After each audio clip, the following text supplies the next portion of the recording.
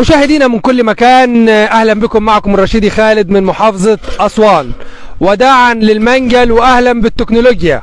شاب اسواني يبتكر ماكينتي لحصد القمح في اقل من ساعتين، ولما تشوفوا طبعا الماكينتين في منتهى الجمال والابداع والتطور. ماكينة يدوية وهي التي تظهر امام الشاشة، وماكينة اخرى بتعمل بالبطارية.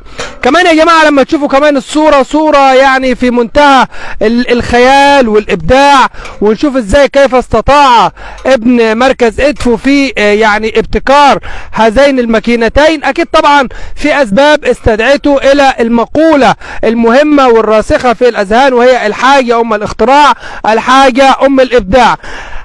بنرحب طبعا بابن اسوان، ابن مركز ادفو، عشان يحكي لنا ايه البداية وايه اللي دفعه لاختراع الماكينتين. برحب بيك يا استاذ رمضان. اهلا وسهلا. طبعا شرف. ابدا بكلامي بسم الله والصلاه والسلام على رسول الله. ما شاء الله وكان وما لم يشاء لم يكن، ولا حول ولا قوه الا بالله. طبعا اللي دفعني اني اصمم او اصنع المكنه اللي قدام حضراتكم دي، سواء كانت بالبطاريه او المكنه اليدويه دي، هي عدم وفره ايد عامله في زمن المستريحين، واني البصليه كان فيها نسبه مستريحين كبيره شويه للاسف. فده دفعني اني اصمم المكنه البطاريه، وبعد كده دفعني اني اصمم المكنه اليدويه دي. هي بديله للمحش، واني اصلا ما فيش في ايد المزارع حاجه في ايده يستخدمها عاده المحش، لكن دلوقتي ممكن يعتمد على المكنه دي. هي اسرع من المحش بمراحل كتيره، في منها صغير، في منها وسط، وفي منها كبير.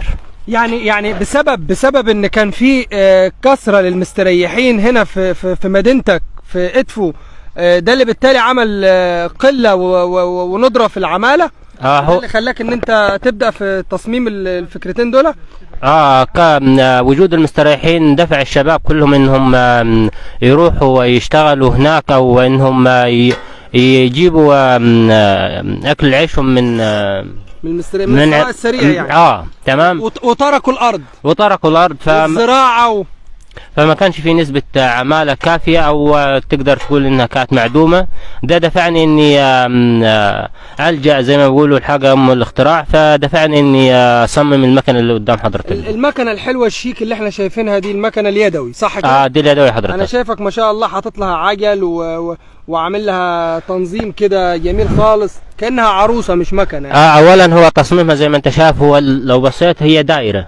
حتى العجلة دي دايرة، عشان اصلا بتاعتها دايرة، يعني بتمشي في دايرة. حتى الاقضاب بتاعتها لو رسمت هتلاقيها في دايرة. فكل ما لو زادت طول الاقضاب دي وطول السلاح، اللي هتاكل نسبة اكتر من القمح اللي انت هتحشه حضرتك. من القمح. فطبعا بتتكون من 3 عجلات عشان تسهل عليك الحركة. على حركة بتتخزن هنا في الصندوق ده. فانت بتشيلها وهي سريعة جدا، لو بتوفر وقت وجهد على المزارع. ولما شافوه المزارعون زي كده وانت بتشتغل دلوقتي بالمكنه اليدويه دي، كان ايه رد فعلهم؟ رد فعلهم انهم طلبوها طبعا، بكميات كمان. بكميات؟ يعني عايزينك تصنع 1 و2 و3 طبعا. لكن اللي وقف تصنيع المكنه دي حاليا ان انتهاء موسم بتاع القمح. ما احنا انتهينا من موسم القمح. فان شاء الله نجح الموسم بعد برضو ان شاء الله، بعد اسهامك في ان انت فكرت في الفكرتين دول في الاختراع ده. تمام. فانصبابي انا في تفكيري كله على المكنه اليدويه دي اكتر من المكنه البطاريه، لان المكنه اليدويه دي اعطالها اصلا تقدر تقول انها معدومه. ثاني حاجه بتستحمل في ايد المزارع وسريعه، وما يعني تقدر تقول ان اعطالها معدومه تمام. يعني دي احن شويه من المنجل على الفلاح. طبعا احن وامن ليه كمان. يعني الفلاح لو شايفنا دلوقتي بتقول له ايه بقى، تنصحه بدي بايه؟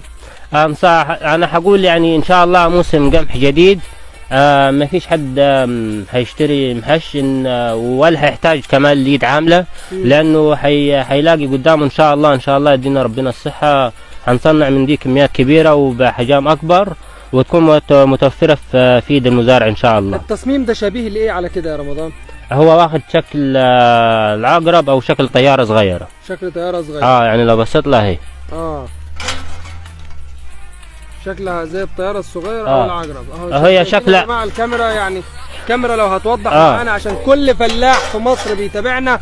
ادي يا جماعه المكنه السحريه، المكنه طبعا اللي نفذها رمضان عشان خاطر تكون يعني تسهيلا وتيسيرا على المزارع في حصاد القمح. يعني طبعا حاجه طبعا ملفته وايجابيه طبعا رمضان. والله الحمد لله. هو ايه اللي شايفه ان احنا ممكن نطوره في الفكره دي؟ والله هو في تطوير ان شاء الله هيكون هيكون من خلال فكره تاني ان شاء الله هتكون يدويه، بس هدخل عليها حاجات ان شاء الله تاني.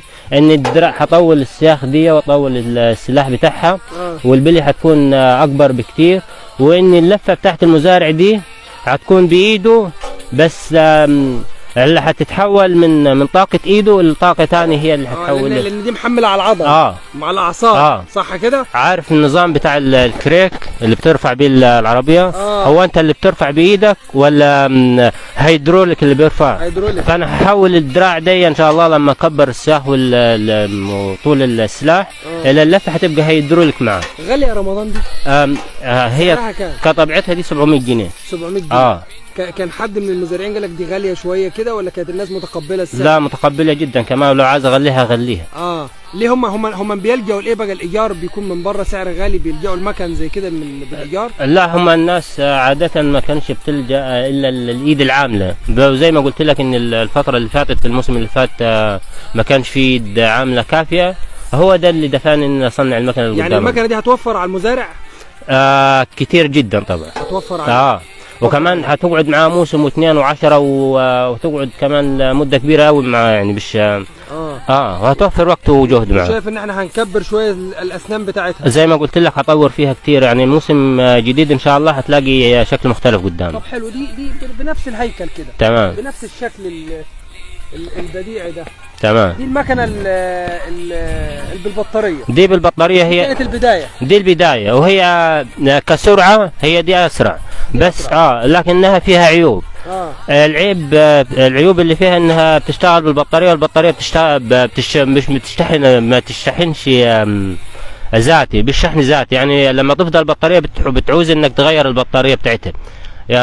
فعشان كده انا لجأت اني اصمم حاجه يدويه ما تشتغلش ولا بنزين ولا بطاريه ولا اي حاجه. بس اسمح لي عفوا، انا مش هقول لك ان ده عيب، لان في واحد بيحب يمشي مانوال، وواحد بيحب يمشي هيدروماتيك، واحد بيحب يشرب قهوه ساده، وواحد بيحب يشرب قهوه بفرنساوي. بس في ناس اللي هي بتحب السهل اللي هو بالبطاريه، ده نوعه مطلوب ومرغوب، وفي ناس بتحب ايضا النوع اليدوي اللي بتكون هي شغاله فيه بشكل مباشر. لكن كل الناس لكن الاقبال بقى هتقول الاقبال على اليدوي اكتر. على اليدوي اكتر وكمان معظم كل الناس انت بتحب تدفع فلوس. انا عن نفسي هاخد ابو بطاريه فيها نور وفيها كونتاكت زي العربيه الصغيره، تمام، وفيها بطاريه ممكن اشغل عليها مزيكا. مش ممكن اشغل عليها مزيكا؟ بس هو انا اللي عاملها، فانا اكتر واحد هشكر فيها. لكن انا بشكر في ده اكتر. ليه؟ لان دي ما فيهاش اعطال، مش هتصرف عليها فلوس. عايز الناس تتعب عم رمضان؟ لا مش هتتعب، انا مش عايز الناس تصرف. مش عايز ولا بطاريه ولا بنزين ولا اي حاجه. ولا موتور هيبوظ. دي بتشتغل بموتور طبعا، مش هيبوظ معاك موتور، فيبقى فيها استهلاك اكتر يعني. لكن دي كلها حديد، ما فيهاش كلها حديد، مش هتبوظ معاك. وشايف ان انت طبعا الفكره دي محتاجه ان هي تتنمى وتتطور ويكون ليها تسويق يعني. ان شاء الله على موسم جديد هتشوف شكل تاني خالص ان شاء الله. نفسك فيها اخيرا؟ نفسي في رضا ربنا بس بشكل. يعني لو سامعيننا المسؤولين تقول لهم ايه؟ والله لو حد يقدر يساعد ان نطور الفكره، لو الفكره عجبته اهلا وسهلا بيه، ايدي في ايده، وانا هصنع له حاجه ان شاء الله مصر كلها، وممكن تقول مناطق كتير هتستخدم المكنه دي، لان اصلا ما فيش مكنه يدويه على مستوى العالم غير حاجه اسمها المحشه والمنج. وده كمان ما بنصنعوش، احنا بنصنعه بنستورده من بره من الصين. واكيد نفسك الفكره بتاعتك تلف حوالين العالم كلها ان شاء الله. هي سواء هي لازم هتلف حوالين العالم الفكره دي. بس انت كيف بتشكر المستريحين؟ انت لولا المستريحين وعدم وجود عماله ما كنتش هتخترع الاختراع. ما هو في مثل بيقول لك مش فاكره، بس يعني جاي فيما معناه فيما معناه اني نصائب قوم عند قوم فوائده. فهي نصائب، بس انا مش يعني طبعا مع الناس اللي اتخذ منها فلوسها. صحيح، حزن جماعي يعني. وربنا يفك كرب كل الناس، ومن ضمنهم طبعا المستريحين لانهم اكتر ناس اللي اتنصب عليهم. اخيرا يا جماعه تعالوا نشوف الطياره، تعالوا نشوف المكنه الساحره، المكنه الجميله جدا اللي هي ما اشبه بطياره واشبه بشكل عقرب. ابن اسوان، شوفوا ازاي الابداع، شوفوا الاختراع. تعالوا نستثمر مثل هذه الافكار عشان هي اللي تكون بالفعل في المقدمه. مش هينفع نشوف شاب زي كده بيبتكر ويفكر ويطلع بره الصندوق ويحاول ان هو يقدم نموذج ايجابي للزراعه وللتنميه وللاقتصاد، ويخفف على ايادي وكاهل كل الفلاحين في مصر، ويقدم نموذج جميل 4 عجل في مكنه بتسهل حصاد القمح، عشان خاطر النهارده حتى اللي بيحاولوا ان هم يخصموا العمل بالعرق، لا احنا برضو بنبتكر جنبا لجنب للحفاظ على الزراعه، للحفاظ على المحصول، لان المحصول ده محصول قومي، ومحصول هو بمثابه ارث ومخزون استراتيجي للوطن. مش هينفع نشوف مثل هذه الافكار ونغض الابصار. ثقتي كبيره طبعا في كل اللي بيتابعونا، بدءا من الدكتور مصطفى مدبولي رئيس مجلس الوزراء وزير الزراعه، كل معني بتطوير الفكر والابداع، وطبعا مصر حاضنه لكل المبتكرين والمبدعين. تعالوا نلتف حول هذه الافكار الايجابيه التي تنطلق من صعيد مصر. ابن اسوان، مركز ادفو، رمضان يحتاج الى نظرة من كل معني بالابداع والفكر والتطور. بشكركم وبشكر حضراتكم، وكان معكم الرشيدي خالد.